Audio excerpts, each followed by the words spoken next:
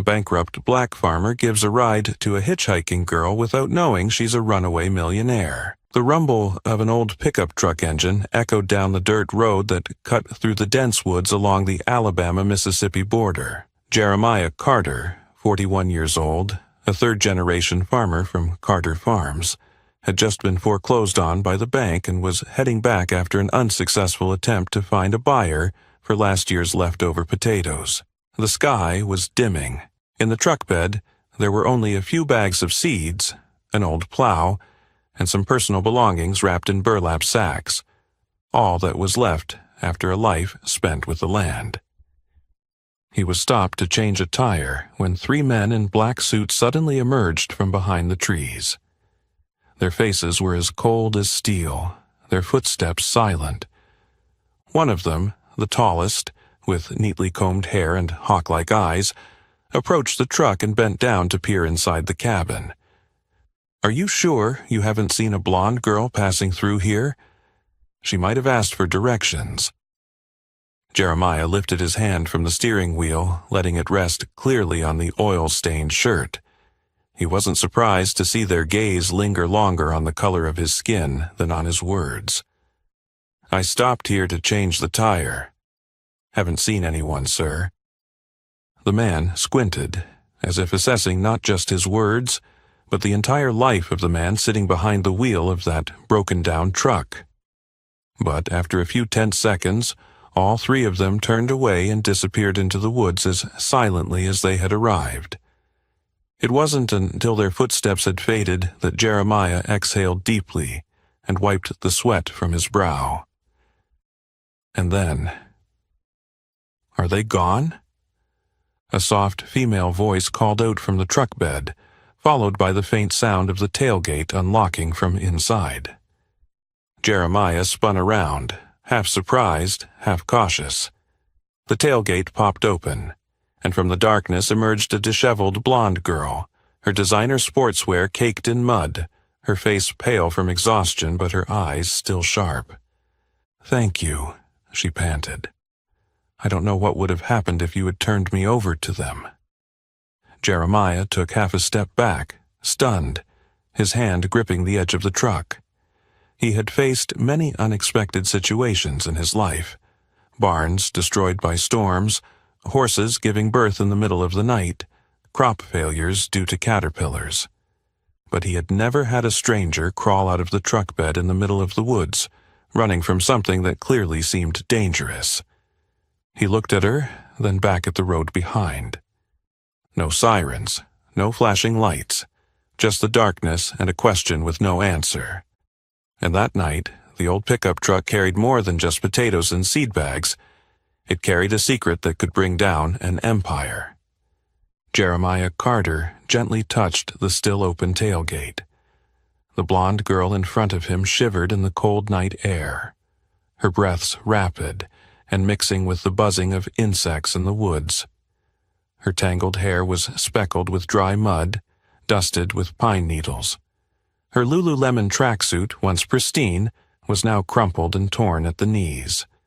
But her eyes, pale blue, shining under the flashlight, still held an alertness and wariness. She stared at him for a few seconds as if confirming something, then spoke. "I'm Emily Winters." Jeremiah froze. The name, it was familiar. Very familiar. He blinked, and before he could react, she continued, breathing heavily. Thank you for not turning me over to them." Jeremiah swallowed hard. He hadn't had a chance to ask anything before Emily, the girl, swiftly climbed out of the truck bed. Her movements were quick but cautious, like a small animal escaping a trap. She sat on the edge of the truck, hugging her shoulders, eyes fixed on the darkness swallowing the forest in the distance. Jeremiah looked at her, then glanced over the empty road, confirming that the 3 SUVs had disappeared. He asked softly, "Who are you running from?" Emily lifted her head. A moment later, from beneath her jacket, she pulled out a shiny silver USB drive. The flashlight glinted off the cold aluminum surface, signaling something much bigger than he had ever imagined. "I'm running from my father." "Your father?" "He's Douglas Winters." Jeremiah felt as if he had been slapped across the face with a blow from the past. That name was no stranger to him. Douglas Winters, CEO of Winters Global, the man who had appeared on the cover of Forbes, claiming to clean up American agriculture with technology and a closed supply chain. But to Jeremiah and thousands of black farmers in the American South, Winters was no better than a legalized thief. That corporation had bought up most of the buying stations, drove down input prices, severed small contracts, and most importantly, forced small farmers to take out loans through affiliated banks, then foreclosed on them en masse, including Jeremiah. He had never thought he would meet, let alone save, the daughter of the man who had left him bankrupt. "I know who he is," Jeremiah replied, his voice now grave. Emily, hearing that, showed no surprise. Instead, she nodded slightly, as if it were obvious. "Then you'll understand why I had to run." She pulled out a water bottle from her bag, took a small sip, and continued. "My father, he's not just a CEO, he runs a money laundering network, government contract frauds, bribes judges, and intentionally sabotages anyone he sees as hindering the growth of the company." She raised the USB. "It's all in here." Jeremiah frowned. He wasn't one to easily trust, but Emily's eyes held no deceit, only the exhaustion and determination of someone who had lost everything to reclaim her conscience. "How did you get it?" Emily lowered her eyes. Her voice softened. "I hacked into his personal computer. As his daughter, I have family-level access to the internal servers. I waited for 3 months for him to slip up. And then I downloaded all the data onto this drive. By the time he found out, I had already run." Jeremiah was silent. On one hand, he saw that she, too, was a product of the world her father had created. Wealthy, privileged. On the other hand, he couldn't deny the courage it took to betray someone like Douglas Winters, a man who controlled the press, had bodyguards, and even political connections all the way to the Senate. And those people earlier? Private special forces, not part of any legal unit. My father gave them the authority to arrest, interrogate, and eliminate if necessary. I only escaped because I jumped out of the car when it stopped at a red light and ran into the woods. Jeremiah glanced at the USB. "I don't know who you are, but if what you're saying is true, this is no longer just a family story." Emily met his gaze. "I'm not asking you to save me. I just need a place to stay for the night. After that, I'll figure out my way." But Jeremiah didn't answer right away. He looked into the rearview mirror. There, reflected, was his own face. Tired, hardened, but in his eyes, there was something different. From a farmer crushed under the weight of the system, he was now holding a piece of data that could destroy an empire. And the one who brought it to him was the daughter of the billionaire who never expected she would betray him. No turning back, no retreat. He slowly turned around and opened the truck door. "Get in." Emily blinked. "You'll help me?" Jeremiah nodded, his voice steady but resolute. "Not for you, but for me, and for the thousands of people like me who lost everything because of your father, and no one ever said a word." The engine of the pickup roared to life, and in the thick Alabama night it rolled forward once again, this time carrying a dangerous piece of data, a rebel, and a man who had nothing left to lose, except his courage. Jeremiah Carter's old pickup truck hummed softly as it rolled off the winding dirt road, heading toward a small forest path leading to the hills south of Monroe County. Inside the quiet cabin, only the sound of the engine and the occasional quiet breath from Emily, who huddled in the darkness of the passenger seat, filled the air. The silver USB drive lay tightly clutched in her hand, like a fragile and dangerous talisman. Jeremiah said nothing. He didn't need to ask more questions. The answer was too clear.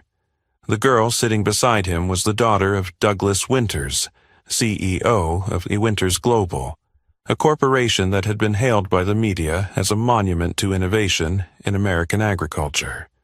But to him, it was nothing more than a machine, crushing the poor with contracts and financial power. Emily was the heir to a name he had cursed during countless sleepless nights when he had to sell cattle, dismantle a mill, and watch his father die of heart failure in a powerless home during a winter storm. And now, here she was, the heir to that empire, sitting in his truck, shivering, exhausted, and betraying her father. The air in the truck grew thicker with every mile. Then Emily spoke, her voice no longer pleading but a confession. "Do you know, my father once signed a deal to take over the entire warehouse system in the South." Jeremiah nodded slightly. They jacked up the rental prices threefold, making it impossible for small farmers to store their goods for more than a week. Those who couldn't sell quickly saw their crops spoiled. My father called it market cleansing. Jeremiah gripped the steering wheel tighter. He clearly remembered that year, when his first corn harvest had to be sold at a loss, and his neighbor's watermelon field had been abandoned under the scorching sun just because the warehouse was full. Emily continued, her eyes fixed far beyond the windshield. "My father taught me that success doesn't come from kindness, but from controlling demand, and he believed he could control everything." Jeremiah asked, for the first time since the truck had started moving, "Why did you betray him?" The question carried no bitterness. It was more of a deep skepticism, as if he was trying to understand something alien, courage in someone raised with privilege. Emily hesitated. "I didn't betray him. I betrayed what he represents. You know, I used to think my father was a genius, until I saw him order the bankruptcy of a black farmers' co-op just to buy land at a cheap price. No warning, no negotiation, no apology, and I knew it was no longer business. It was systemic cruelty." Jeremiah went silent. He remembered the day the foreclosure notice, covered in dust, was pinned to the wooden gate of the farm, like an unspoken death sentence. Emily opened her jacket pocket and pulled out a small, crumpled notebook. "I backed up the data. On this USB is the contract, payrolls, fake invoices, internal emails. But what keeps me awake at night is a special plan called Field Zero." "What is it?" "It's a strategy to wipe out all independent agricultural chains in the South. The specific targets are price manipulation, fake certifications, destroying bank credits, and shaping media narratives to blame local mismanagement." Emily pulled out a folded paper from her jacket pocket, trembling as she unfolded it. On it were the names of several farms, and Jeremiah recognized one, Carter Family Farms. He froze. Emily spoke softly, like an apology that didn't need to be said. "They considered you a potential risk because you refused to join Winter's distribution network. After that, you became their test subject. I didn't know until I read it." Jeremiah turned his face away. He didn't want Emily to see his eyes redden. Not because of her, but because for the first time, he saw an entire system designed to root out people like him, like his father, like the hundreds of minority farmers who had once called this land home. After a moment of silence, Emily asked, "Do you think I'm like them?" Jeremiah didn't answer immediately. He looked outside. The tall pines still swayed in the night wind, silently enduring, just like the countless generations of farmers who had been here before. Then he spoke, his voice hoarse but clear. "I don't know who you are, but if you truly want to make things right, you can't do it alone." Emily looked at him, unblinking. "So, you'll come with me?" "I have nothing left to lose, Emily. As for you, maybe you finally have something worth fighting for." The truck continued to drive, leaving behind a world where justice only existed in financial reports. And ahead of them was a battle where Jeremiah Carter, the black farmer once considered invisible, would stand in the eye of the storm, no longer bowing his head. The old pickup truck rumbled softly as it passed over the bumpy dirt roads, its tires kicking up a layer of red dust that clung to the body like the remnants of a journey already tainted by truth. Jeremiah didn't need to ask Emily where they were going. She had pointed south toward the Mississippi border, where the thick night and dense woods began to swallow all traces of human presence. "There's a place," Emily whispered. "No one remembers it, but I know it's still there." It was an old wooden house, once the weekend retreat of the Winters family decades ago, when Douglas's grandfather still preferred hunting deer over hunting business rivals. But since Winters Global had become a global empire, all memories of nature, land, and quietude had been abandoned, just like the house itself. Jeremiah stopped the truck in front of a narrow, overgrown path. It took almost 15 minutes of pushing through the brush before they reached it. A 2-story wooden house covered in green moss, a slanted roof, dusty windows, and the marks of time corroding every beam. Yet it still stood, like a forgotten witness to a family that once knew how to live slowly before learning to manipulate an entire economy. Jeremiah grabbed a flashlight and walked in first. Emily followed quietly. The door wasn't locked. Inside, the musty smell hit them, mixed with dust and the chill of the place. But there was still electricity, thanks to the old solar-powered generator her grandfather had installed for emergencies during power outages in the woods. Jeremiah set up his old Dell laptop on a peeling dining table. Emily handed him the USB. As they waited for the computer to start up, Jeremiah looked around the room. Family photos hanging on the walls. A blonde girl smiling beside a tall man in a plaid shirt, holding a fishing rod. "Back then, he was still a father," Emily said. "Not the monster that is the corporation." The laptop groaned to life. Jeremiah plugged in the USB.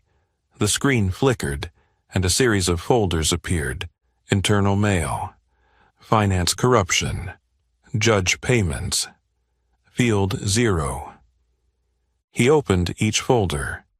Hundreds of internal emails exchanged between Douglas and the board of directors appeared. The dry but chilling conversations. "Raise the price 3-fold. If small farmers go bankrupt, we buy the land through third parties. Florida governor agrees to change the resolution if we contribute $1.2 million to the education fund. Field 0 plan. To launch next Q1, targeting 6 states with the highest percentage of minority-owned businesses." Jeremiah choked, trying to swallow the lump in his throat. He opened the Field 0 folder. A PDF appeared with the heading, "Supply Chain Domination Strategy. Eliminate small players, control procurement prices, legitimize with fluctuating yield data." Below it, a list of 112 impacted farms, complete with names, coordinates, and times of manipulation. And on line 43, Carter Family Farms, Clark County, Alabama, medium risk, weak resistance, can be displaced after 3 quarters. Jeremiah jumped to his feet. The chair crashed to the floor with a loud thud. Emily flinched. "I'm sorry," she whispered.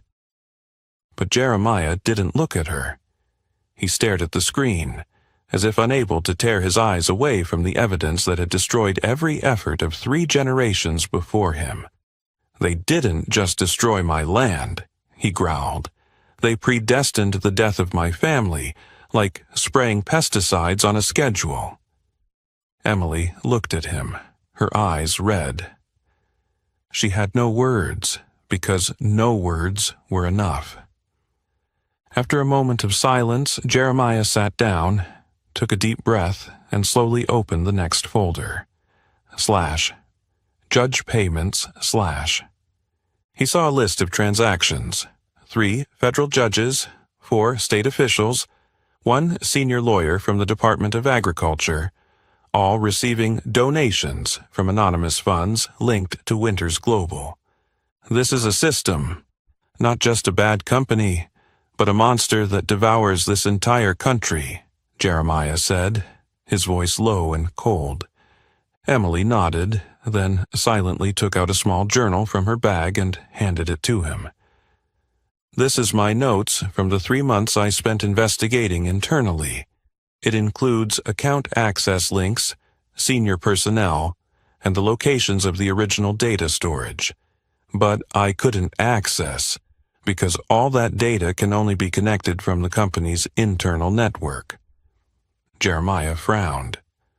"So, we have the evidence, but we can't make it public unless we prove this data matches the system that's currently operating?"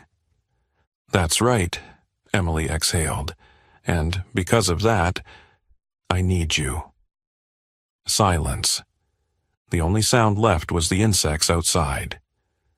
"So from here," Jeremiah said slowly, "we're not just running anymore. We have to strike." And in the forgotten wooden house in the Mississippi woods, a landless farmer and a girl who had forsaken her father found something they never expected: a shared purpose. Not just to expose the truth, but to reclaim a voice for those who never had the chance to speak. The wooden house slowly sank into the darkness as the sun disappeared behind the thick oak trees surrounding it.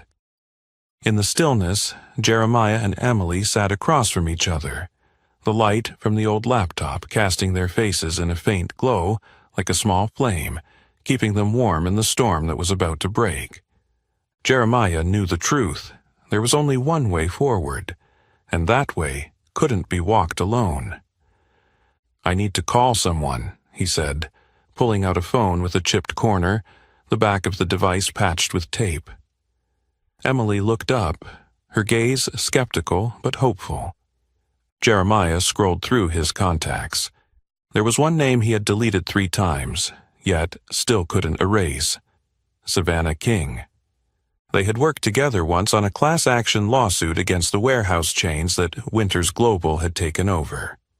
Savannah was one of the few black lawyers to graduate from Harvard Law, but chose to return to the South to defend the rights of the community, despite being mocked as someone bringing a knife to a mountain. Jeremiah pressed the call button. The phone rang for a long time. Just as he was about to hang up, the voice on the other end sounded hoarse but decisive. "Who is this? It's late." "Savannah, it's me, Jeremiah Carter." There was a brief silence. Then Savannah's voice softened. "Jeremiah? My God, you're still alive. I thought you... Buried under a mountain of debt and paperwork? Almost. Why are you calling me at this hour? What's going on?" Jeremiah hesitated for a moment, then said bluntly, "I'm holding internal evidence from Winters Global, names of judges, a plan to sabotage the agricultural supply chain, and fake financial records." Savannah said nothing. He could hear her sitting up, the rustling of papers, followed by the sound of a window being shut. "Where are you?" "A cabin in Mississippi. It's not safe to talk about it over the phone, but I'm not alone. The person who brought me the USB is Emily Winters." A faint hiss came through the line, as if Savannah was trying to keep calm. Douglas's daughter? Yeah, she's running from him, and she wants to make things right. This time, Savannah didn't respond immediately.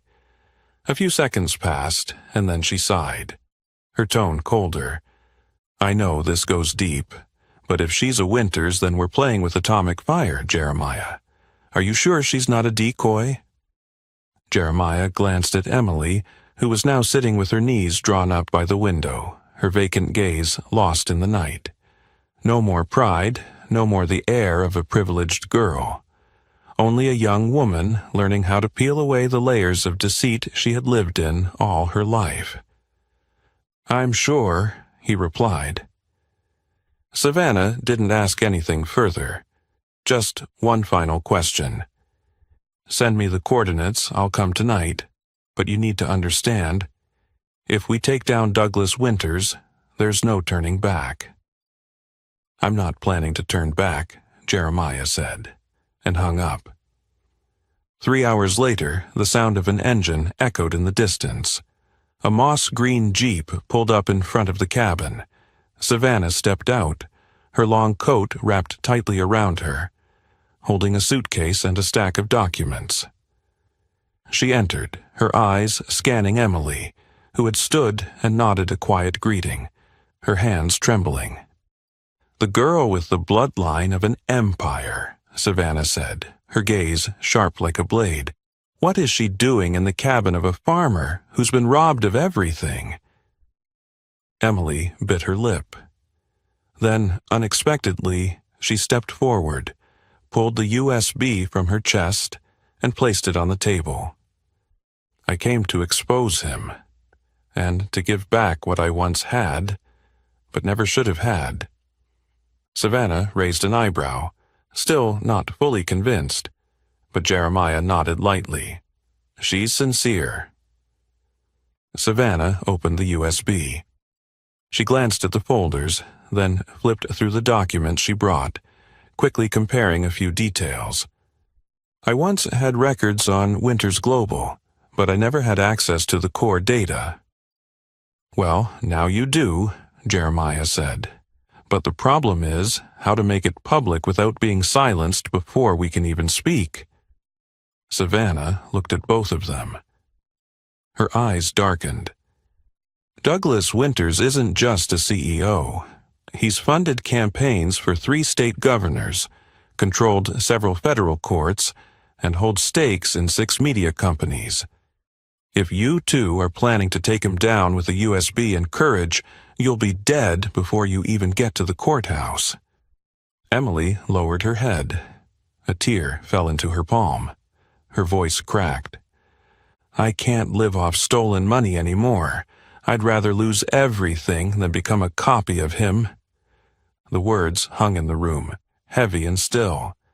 Savannah exhaled. She set the documents down and spoke. Then we need one more person. Who? Jeremiah asked.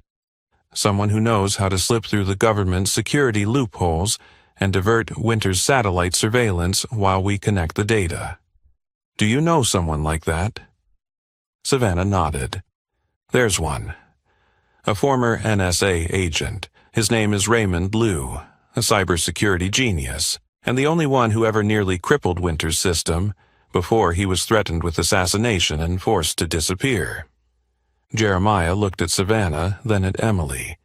The circle was closing in. A landless farmer. A lawyer once seen as a rebel. A girl who betrayed her father. And now, a ghost who once distracted all of America. The war had officially begun. And while Jeremiah, Savannah, and Emily sat around the decaying table in the cabin deep in the Mississippi woods, discussing how to contact Raymond Liu, more than 1,000 miles away in the heart of Manhattan, the fury of Douglas Winters had officially erupted. On the 74th floor of the Winters Global Headquarters, the CEO's office resembled more of a power observatory than a workplace. 3 transparent glass walls looked out over the city, a labyrinth of lights gleaming like data points on a profit analysis chart. In the middle of the room, a long conference table covered in glossy black glass, where every contract signed had buried at least one other life. Douglas Winters, 62, in a custom-tailored light gray Italian suit, cobalt blue tie tied perfectly in a Windsor knot, slammed his hand down on the table, causing the central touch screen to vibrate. His hair was speckled with gray at the temples, his angular face sharp, his eyes as cold as ice, and tonight that light had turned into a destructive fury. On the screen appeared a blurry image from a traffic camera. An old pickup truck picking up Emily Winters, his daughter, on a quiet road in Clark County, Alabama. Behind the wheel was a black man, Jeremiah Carter, a name that the facial recognition system had pulled up just seconds after the image was uploaded. Douglas didn't speak immediately. He clasped his hands behind his back and stood in front of the window, staring out at the city, the flashing lights like data points in a profit chart. Then, without turning around, his voice came, steady but cold as steel. Emily. One word, one disappointment. A suppressed fury that had been building up for 3 days. I taught her about power, taught her how to run things, negotiate, control. And what does she choose? A pickup truck and a loser? A man in a black suit, Ethan Hale, the head of internal security, stood silently behind him, holding a tablet. His voice was tense. We've detected Emily's location turning off at the edge of the forest on Highway 84, near the Mississippi border. There are no security cameras within an 8-mile radius. The vehicle is confirmed to be owned by Jeremiah Carter, a former farmer who lost his property after a dispute with the company. Douglas turned around. His voice was still as light as wind, but each word felt like a knife. So, a loser, someone who once tried to sue me, is now working with my daughter to bring me down? No one dared answer. Ethan gave a slight nod. It's likely they are in possession of internal data that Emily had access to. This could include the Field 0 file.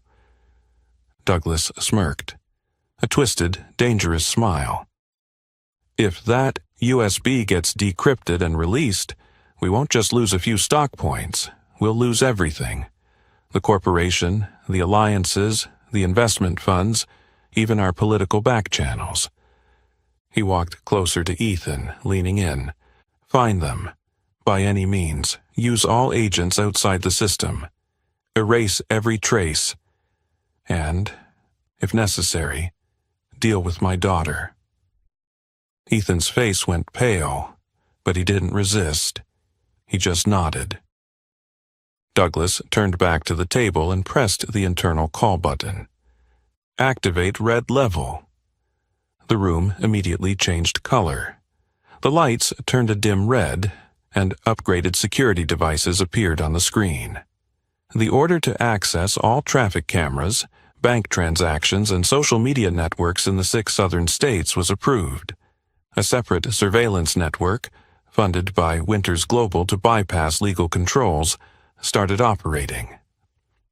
At the same time, at a facility hidden under the name Southgate Logistics in Louisiana, a group of 3 men in black suits, without badges or identification, received the new directive. They were part of the diplomatic handling team, a polite name for the hit squad Winters had once used to deal with personal issues. The leader of the group, Cole Vance, a former Special Forces operative, asked no questions. He just nodded when he received the photos of Jeremiah Carter and Emily Winters. Alive or dead? Cole asked. Ethan's voice came through cold as ice. Adapt to the situation.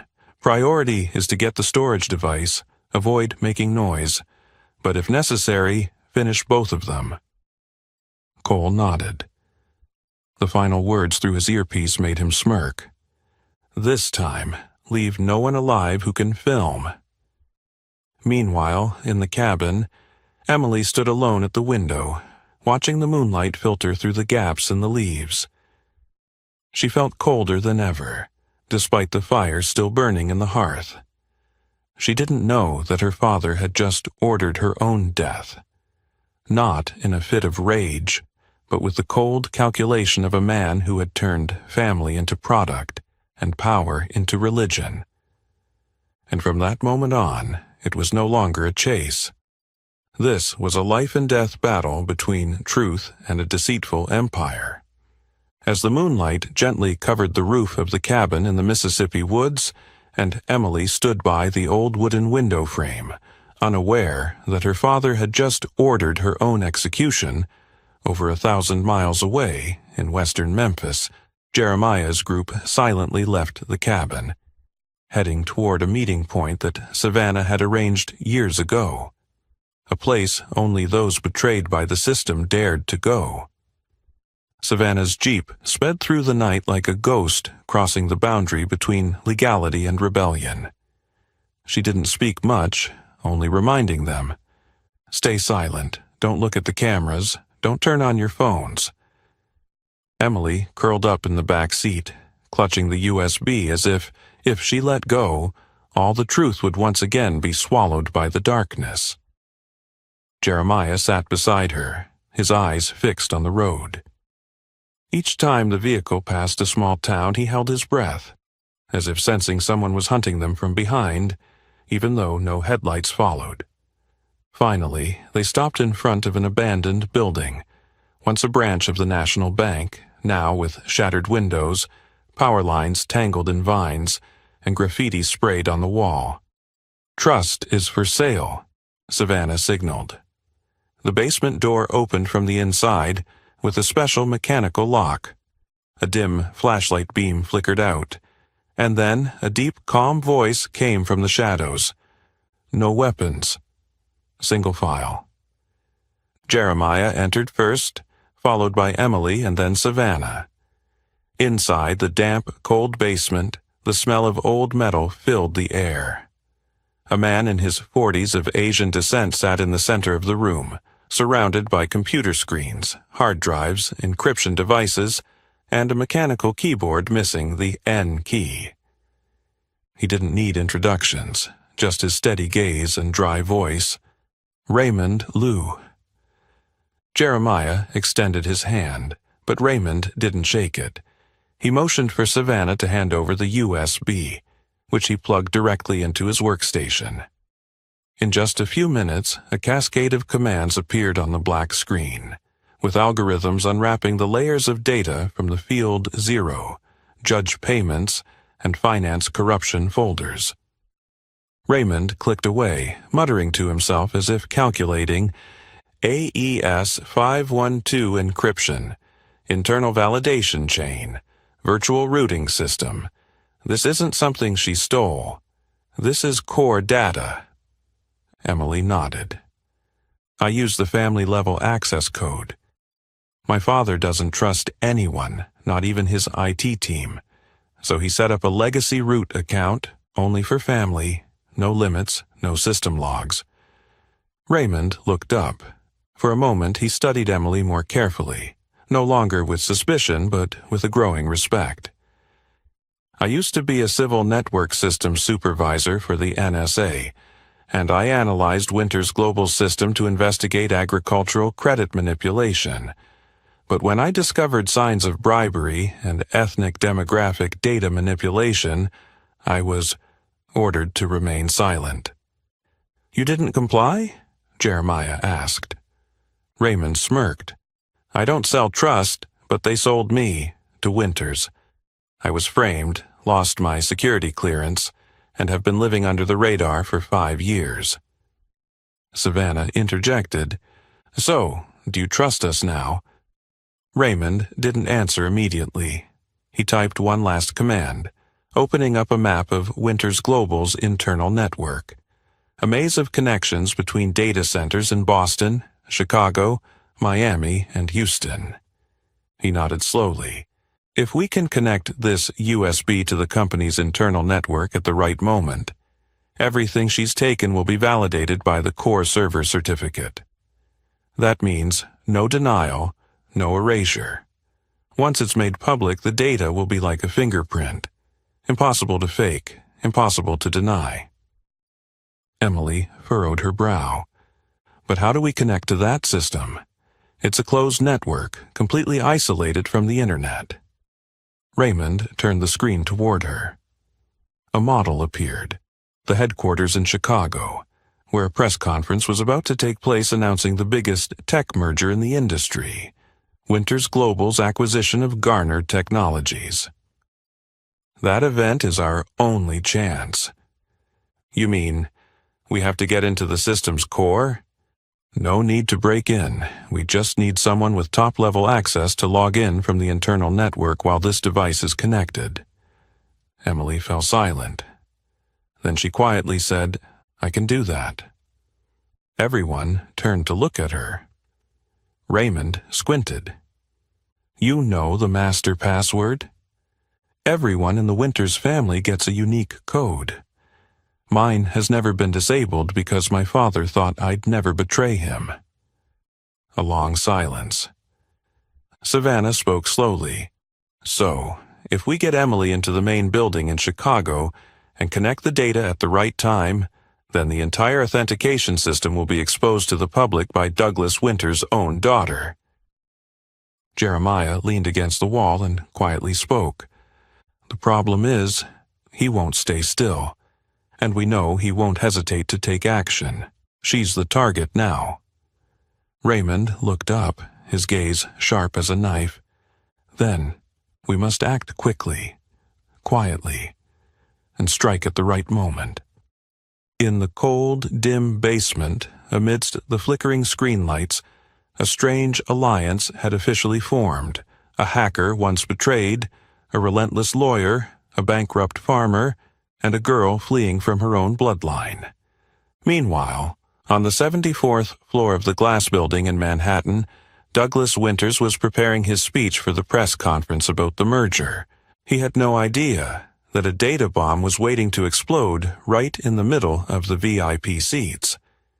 And while in a high-rise building in Chicago, Douglas Winters prepared his speech about market justice and the future of humane technology. In a corner of the Mississippi woods, 4 people, those abandoned by the very system he had created, were kindling the smoldering flame of a counterattack.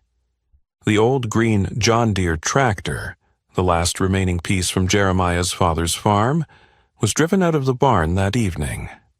It was not just a machine that had helped him harvest countless crops, but a living symbol of the 3 generations of the Carter family who had sweated on that Alabama land.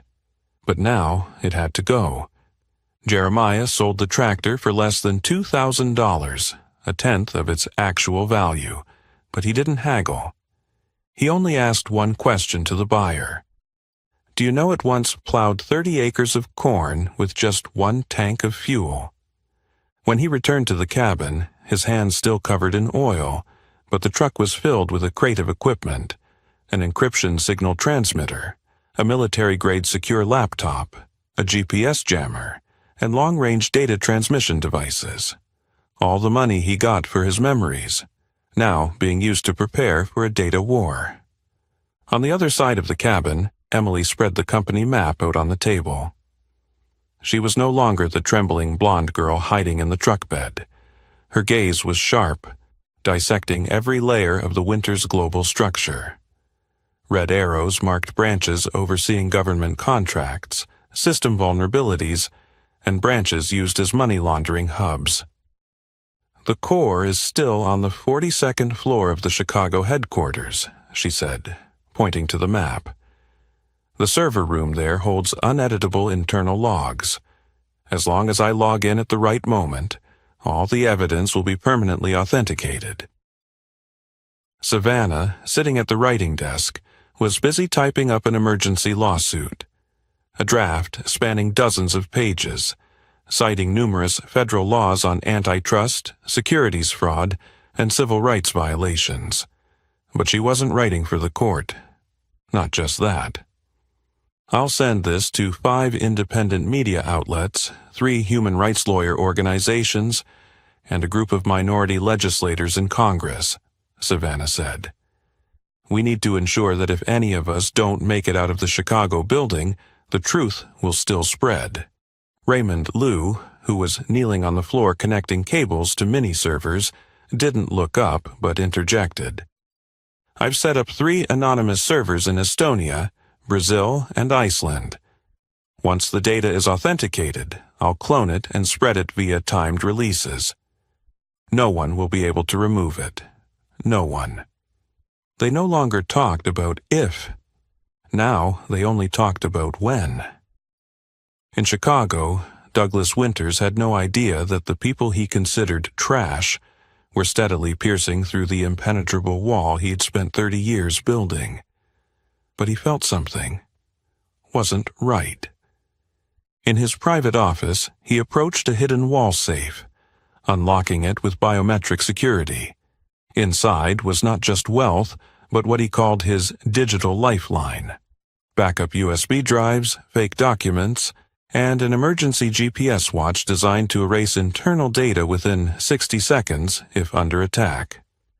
Douglas checked everything, then signaled to his personal assistant, "Notify the legal department. If anyone asks about Emily, tell them she's receiving medical treatment, and delete all recent access records with her name." "Yes, sir." "And have Ethan Hale reinforce security at the back gate. I want to know everyone who walks into the upcoming press conference." Back at the cabin, the plan was entering its critical phase.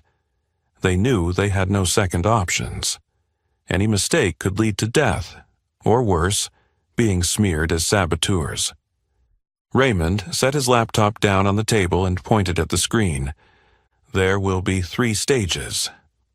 Stage 1. Create a false identity for Emily to log into the headquarters as a media assistant. Stage 2. Jeremiah will pose as a technical supplier, bringing in the data transmission equipment. Stage 3. Savannah, from the outside, will file the online lawsuit and send reports to the press at the same time Emily authenticates the data. "And me?" Raymond asked. Savannah looked at him. "You're the eye. If anyone is captured or the devices are destroyed, you'll be the last one holding the entire source code, and the only one who can erase the entire system if it gets exposed." No one said it outright, but they all understood. Someone might not return. That night, Jeremiah sat alone outside the cabin, looking up at the sky. The stars sparkled against the dark canvas, silent yet full of life. He thought of his father, of the autumn moonlit nights they used to camp by the rice fields, when that man had taught him how to whistle with corn husks. And he knew. This war was not just for justice. It was the resurrection of dreams long extinguished. It was the voice of the poor, the black, the ones pushed away from the negotiating table. And this time, they weren't asking for a seat. They were coming to build a new table. And in the hazy stillness of the night forest, when the plan had been outlined step by step, and everyone had drifted off to sleep, or pretended to, only the sound of the wind whispering through the trees and the faint crackle of the fire in the old cabin filled the air. Emily and Jeremiah remained awake on the porch, each lost in their own thoughts. Jeremiah sat on the old wooden chair that his father had made back in the 80s, holding a cup of hot ginger tea, his eyes fixed on the darkness ahead. Emily wrapped a thin woolen blanket around herself, her hair untamed, hands gripping her knees. Neither spoke for 10 minutes. Then, suddenly, Emily's voice broke the silence. Not loud, but like a small blade cutting through the air. "You could have handed me over, taken the reward, shook hands with my father, and gone back to a peaceful life." Jeremiah wasn't surprised. He knew this question would come. Not because Emily doubted him, but because she needed to reassure herself, not just from him, but from herself. He slowly turned his head toward her, his gaze calm but weighted. I thought about it, not for the money, but because it would have been easier. Emily looked at him. Jeremiah continued, his voice as even as the distant hum of insects. It would have been easier to stand in the middle of a fight I wasn't sure I'd survive. Easier than seeing my friends, my family, farmers, children, women I used to know, erased from the economic map just because they didn't fit someone's market vision. He exhaled and set the cup down on the wooden railing. But then I thought about my daughter. Emily blinked.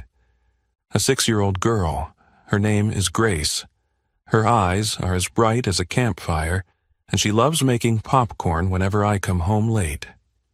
I thought about her growing up in a world where people like me, black farmers, landless, with no Ivy League degrees, no fame, are only taught to stay silent and endure. He turned to look directly at her. I don't want her to think a person's worth is measured by their bank account or how many times their name is called in the media. I want her to know that if something wrong happens, the good people have to stand up, even if no one stands with them. Emily didn't say anything, but her hand tightened around the edge of the blanket. A single tear fell. She didn't wipe it away. I used to be scared of him finding out what I was doing. But there's something I'm more afraid of, becoming him. She turned to look at Jeremiah. You know, he told me something when I was 12. I asked why he didn't help Uncle Henry, the longtime farmhand who lost his land. He just smiled and said, "If you give someone something they didn't earn, you're making them weak, and weak people don't have a place in this world." Jeremiah frowned. Emily nodded, her voice catching. I used to believed that pity was what weakened the world, until I saw him, a strong, rich man with everything, afraid of a USB and a farmer. Jeremiah smiled softly, not at Emily, but at the irony of fate. The real weak ones are those who think power must be protected by lies, and the strong ones are the ones who dare to admit their mistakes, dare to stand with others when they have no reputation left to lose. Emily fell silent. She looked at him, and for the first time since she fled from her old world, she saw a man with nothing, but everything her father lacked: trust, dignity, and resilience. I think I needed to hear that, she whispered. I needed to say it, Jeremiah replied. In that moment, the two of them, from completely opposing worlds, were no longer victims or traitors. They were allies, not just in a plan, but in a shared ideal that justice is not granted, but must be earned through kindness, even if it is the hardest path. And in the dark, silent Mississippi woods, trust was rebuilt not with money, but with words and actions. And in the deep silence of the Mississippi woods, while Emily and Jeremiah sat together under the stars, reinforcing their trust with an unembellished truth, in another space, where the towering glass windows reflected the Chicago sun and black-suited figures lined up along the red carpet, Douglas Winters was preparing to step up to the podium, unaware that his daughter had become the detonator for the data bomb that was counting down every second. Granville Convention Center, Chicago. The morning of the event that had been heavily PR'd for the past 3 months, Winters Global, announcing the acquisition of Garner Technologies, a $3 billion software company specializing in defense data processing and AI auditing in smart agriculture. From the main lobby to the second-floor hallway, white-gray billboards covered the walls, with the words integrity, innovation, impact, stretching like a mantra in the temple of new generation capitalism. Douglas Winters, wearing a bespoke gray checkered suit, a navy tie with the family crest subtly embroidered, walked onto the stage amid a thunderous round of applause. Behind him, a massive LED screen displayed the logos of both companies interlocked, symbolizing an era of humane technology. Ladies and gentlemen, today we are not just witnessing an economic transaction, but a shift in business ethics. We believe that the future needs companies that place people first. The crowd of press, shareholders, and officials nodded, many even live-streaming his speech. But in the last row, a black man in a cheap suit, wearing sunglasses and almost invisible wireless earbuds, didn't record anything, didn't clap. Jeremiah Carter. Beside him, Emily Winters, posing as an event assistant, moved around the lighting and technical control areas behind the stage. Each of her steps felt like a spark waiting to ignite a circuit. From a narrow hallway in the technical area, Raymond Liu whispered into his earpiece, "Emily, 60 seconds. Insert the USB into port A9 of the auxiliary control panel. Make sure the cameras don't focus on it." Emily nodded slightly, like a compliant employee following procedure. But inside, her heart pounded as if it might burst. She knew, one wrong move, one glance that gave her away, and she, and everyone out there, could be stopped forever. Douglas was still speaking. "With Garner Technologies, we will enhance data transparency, protect minority communities, and elevate American agriculture with fair algorithms." From the press gallery, Savannah King stood among a group of independent journalists. She had just pressed send, the emergency lawsuit file, along with the full set of anonymous evidence copies, sent simultaneously to newsrooms, prosecutors' offices, and congressional investigation teams. 10:47 a.m. All phones in the auditorium buzzed simultaneously. A link appeared on the screens with a simple headline, "The Truth About Winters Global." Below it, in red letters, "This data has been authenticated by the internal system. It cannot be altered. It cannot be denied." 1 second later, the large screens behind Douglas flickered. The digital display no longer showed the corporate logo, but instead displayed images of emails, bribery payrolls, and a memorandum titled Field Zero Strategy. Douglas stopped speaking. The entire auditorium was stunned. Whispers erupted. A female reporter stood up. "Mr. Winters, can you explain why your company planned the intentional bankruptcy of 112 black-owned farms in the South?" Douglas froze. Sweat beaded at his temples. Another screen appeared. "Judge payments, full list." Below, it were the names of 3 federal judges, along with account numbers and the dates of transfers from anonymous funds linked to Winters Global. "And what about the disguised donations to federal officials to avoid antitrust investigations?" another journalist shouted. Douglas panicked, signaling to the technical team. But the system had already been locked remotely by Raymond. The screens continued playing the final video segment. Emily Winters, sitting before a webcam, her gaze resolute. "I am Emily Winters, daughter of Douglas Winters. I once believed my father was a builder, but now I know he only knows how to destroy, and he does it through a fake legal apparatus.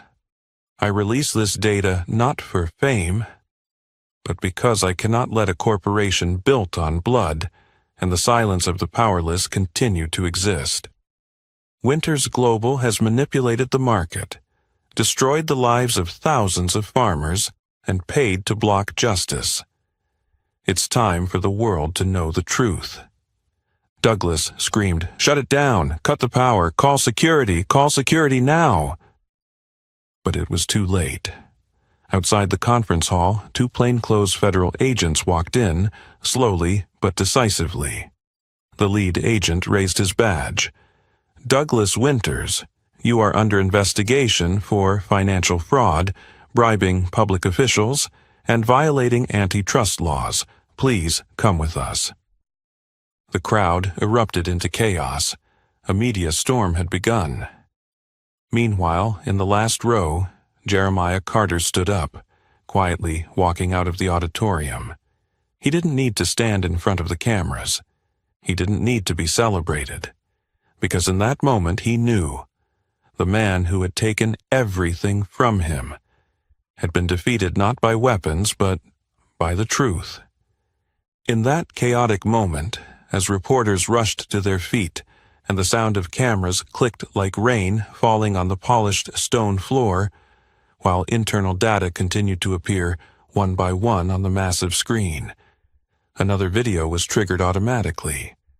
The image that appeared was crystal clear. Emily Winters, sitting in front of a webcam in a small wooden cabin in the woods, no spotlight, no fancy backdrop, just a real face, raw, candid, and unfiltered. Her eyes fixed directly on the lens. Her voice was deep but firm, as though every word carried the weight of the past she was trying to shed. I am Emily Winters.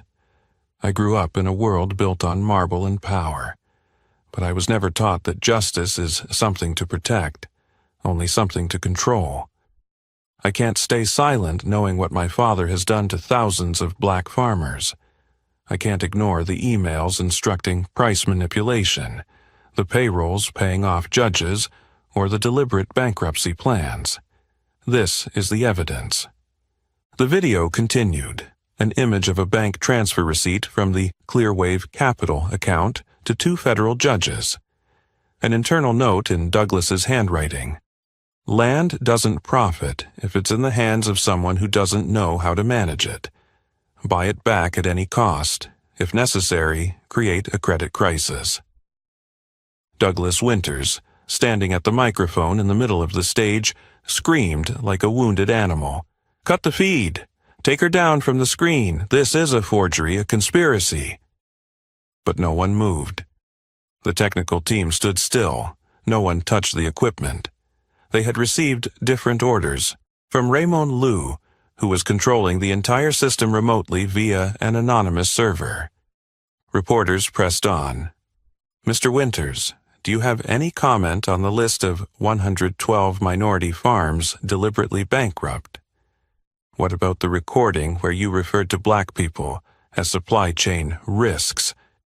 Douglas raised his hand as if trying to shield something. Not the blinding lights of the cameras, but the truth breaking through the glass of power he once used to look down upon the world. Outside the hall, federal agents were ready. But Douglas, a man who never let go of his sword, turned to the head of internal security, Ethan Hale. Get me out of here. Now. And for that video, file a lawsuit for illegal distribution. I'll sue them to the ground. Ethan took a step back. His eyes softened. Sir, you've already lost. Douglas growled, frantic. I am Douglas Winters. I am the market. I am the law. A voice echoed from the back of the hall, amplified through an open mic. Emily Winters, in the flesh. Not just an image on the screen. She stepped out from behind the technical staff, unmasked, undisguised. All lights instantly swung toward her. Her blonde hair tied neatly, her face calm despite the media storm swirling around her. Jeremiah, standing not far away, quietly tilted his head, hands clasped together in a silent gesture of support. Emily stepped forward, standing face to face with her father. No longer the daughter hiding behind banquets or the background character in his empire's story. Today, she was the witness, and the one who would ignite its collapse. You once told me that the world is a chessboard, and the weak will be devoured. What are you doing, Emily? Douglas hissed through clenched teeth. I'm flipping the board, and giving the next move to those who never got to hold the pieces. She turned to the reporters, continuing. No need for a microphone, because the room was so silent it felt like the whole world was holding its breath. I know I can't erase what has happened, but I can stop it, right here, from continuing. I was once part of the silence. Now I choose to be the voice. A round of applause erupted from the press seats. then more, until the whole room was clapping. Douglas looked around, his eyes finally showing signs of confusion. But he did not break down in tears. He simply stood still, like an impregnable fortress that had crumbled from the inside. As federal agents moved in, Emily spoke one last time. "You can have everything, but the one thing you never had was the respect of the very people you trampled on to build this throne." Douglas Winters was handcuffed. As he passed by Jeremiah at the exit, their eyes met for the last time. There was no contempt. Only one thing. Jeremiah had risen, and he had fallen.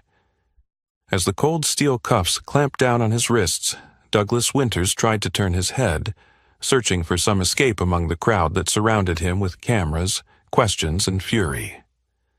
But all he saw, standing silently at the end of the red carpet, was Jeremiah Carter, once dismissed as a shadow, now witnessing the downfall of an entire empire.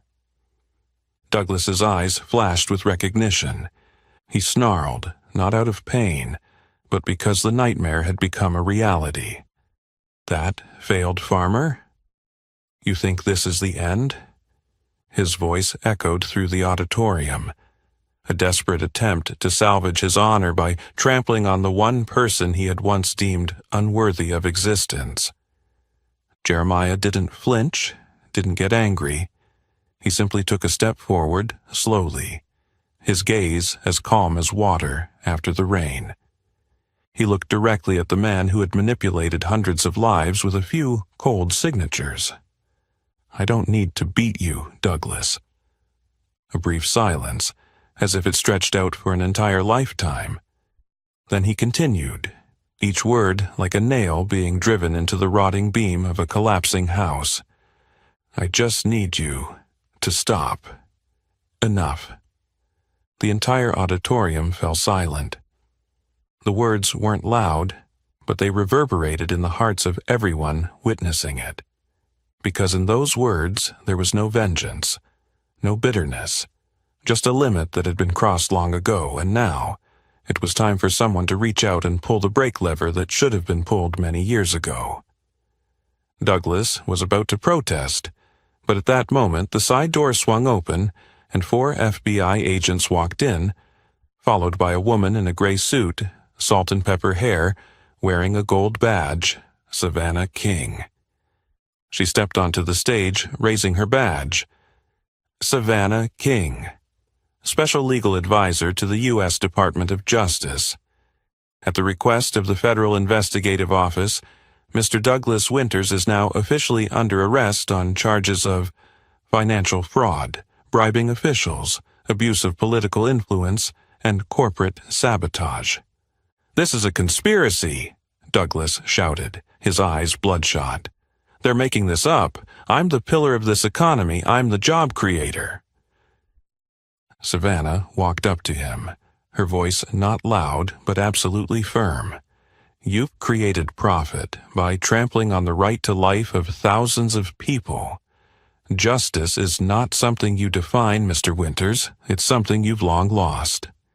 Down below, reporters began live streaming the arrest. On Twitter, the hashtag #1, Winters' collapse shot to #1 within 7 minutes.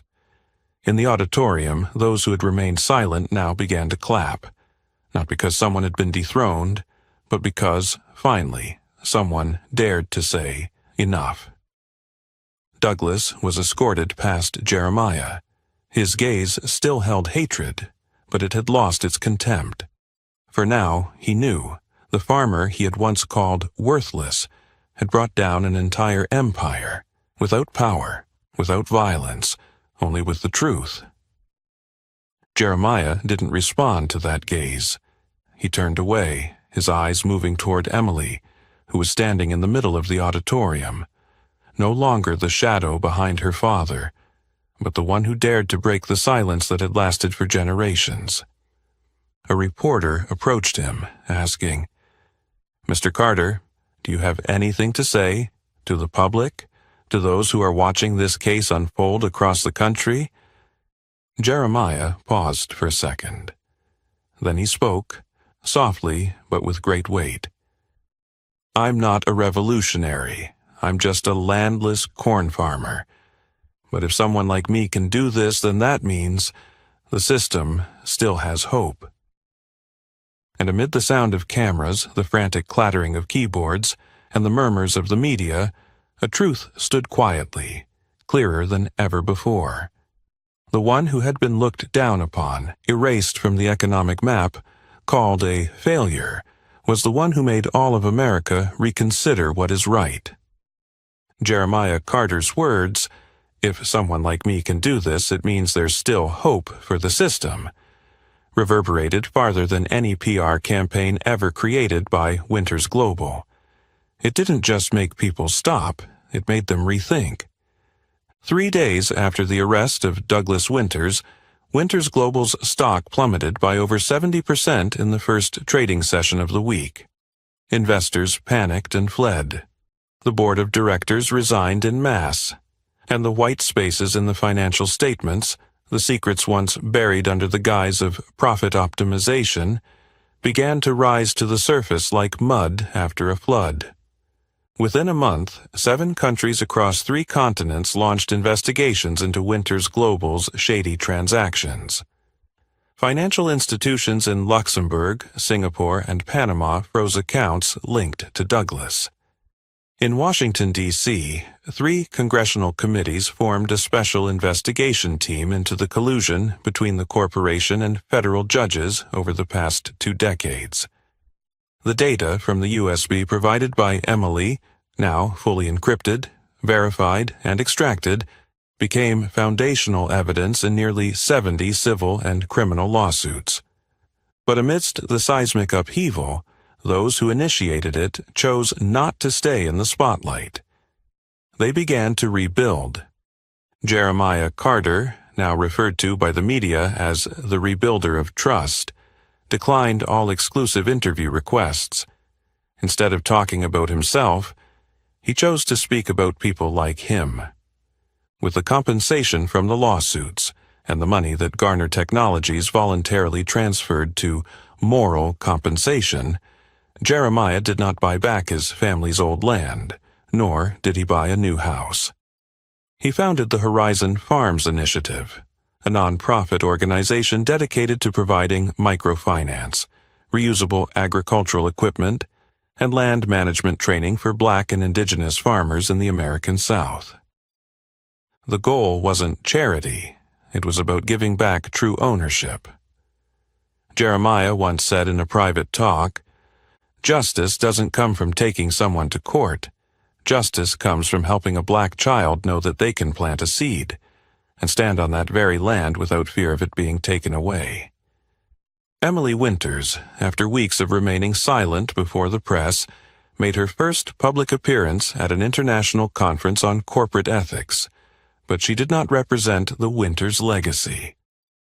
She stood as the CEO of the Eleanor Social Justice Fund, named after the grandmother she cherished, the only person who had ever taught her that power without heart will always become chains. Emily used the remainder of her personal wealth, after selling all her shares in Winters Global and refusing any inheritance, to launch the fund. The fund focused on 3 areas: legal support for minority-owned businesses facing discrimination, training for the next generation of young leaders from underprivileged communities, a scholarship fund specifically for children of farmers who lost their land due to market manipulation. She took no salary. When asked why, she simply replied, "I'm not doing this to make up for anything. I'm doing this to start over, this time the right way." Savannah King and Raymond Liu, 2 names once excluded from the legal and technical circles because they didn't fit the system, now formed the strategic advisory duo behind more than 30 overturned corporate judgments in 12 states. Savannah led a team of lawyers specializing in class action lawsuits that had been overlooked due to lack of evidence, while Raymond built an open, decentralized security platform, allowing victims to store and encrypt evidence, protecting it from falsification, erasure, or bribery. One journalist described them as two people who don't need to restore their reputation, because they've risen above that. They are redrawing the line between what is called justice and what is truly fair. But amidst all the changes on the surface, the most important thing was not in the name of organizations, the amount of compensation, or the number of lawsuits won. It was in the people who were coming back to life. In Louisiana, a black man in his 60s received the title deed for half an acre of his ancestral land for the first time. In Texas, a native Navajo girl was accepted into university with a scholarship from the Eleanor Fund, with dreams of becoming an agricultural engineer. In Alabama, a small community restored their collective irrigation system after 20 years of abandonment. And in Chicago, in an old building near the harbor, a new mural was painted.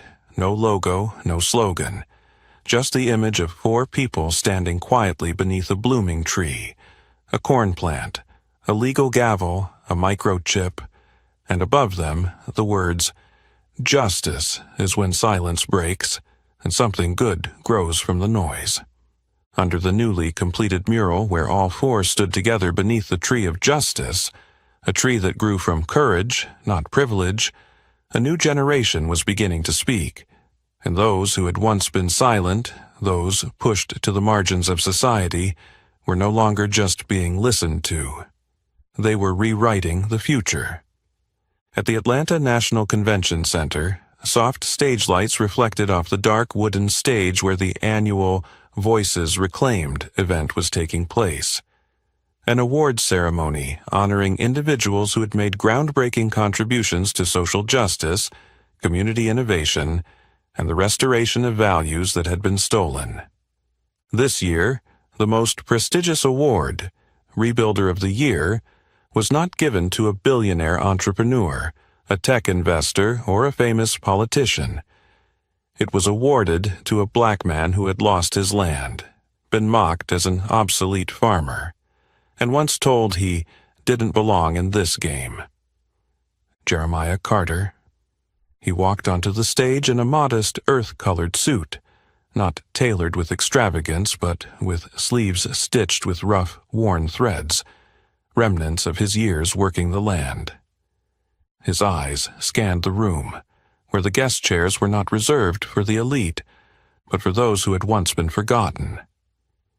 In the front row were young farmers, mostly black and indigenous, who had once been forced to work for the corporations controlling seed prices and water sources, now founders of their own cooperatives thanks to the programs of the Horizon Farms Initiative.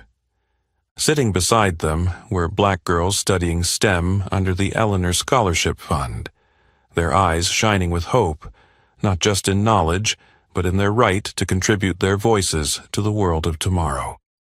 And farther back, in the dim light at the back of the hall, were young startup founders from marginalized communities, now proudly presenting their first creative products, smart farming models, traceability apps, things once considered non-market. Jeremiah stood before the microphone. He didn't carry a speech. He began with a simple sentence, but one that felt like the closing of an era. We were once called the minority. He paused, letting the words sink into the auditorium. Then he looked at each face before him. Young, old, male, female, black, brown, indigenous, immigrant. But today, we are the voice. Applause began to fill the room. But Jeremiah raised his hand, signaling for it to stop. He wasn't finished. I once thought justice came from the courts. But no. Justice begins with the question, will others be heard? I used to fear that I wasn't educated enough, didn't have the right networks, didn't speak the language that the world required. But it turns out all I needed was to speak the truth, and not bow my head. He turned to a group of students taking notes, their eyes bright with determination. I'm not telling you that everything will be easy, but I can promise you this. No one will ever again have the right to say you don't belong. No one can write the rules without inviting you to the table, because from today, we are the ones building the table." He turned back and looked toward the back rows, where Emily stood with Savannah and Raymond, the three of them who had once lived together in a wooden cabin in the woods, planning from the ashes of everything lost.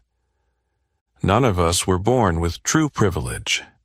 Emily had wealth, but she had to give up her family to reclaim her dignity. Savannah had knowledge, but she was excluded from the system for daring to stand with the underprivileged. Raymond had genius, but he was kicked out of the security agency for refusing to bend the truth. And me, I only had land. But land taught me something no textbook ever could.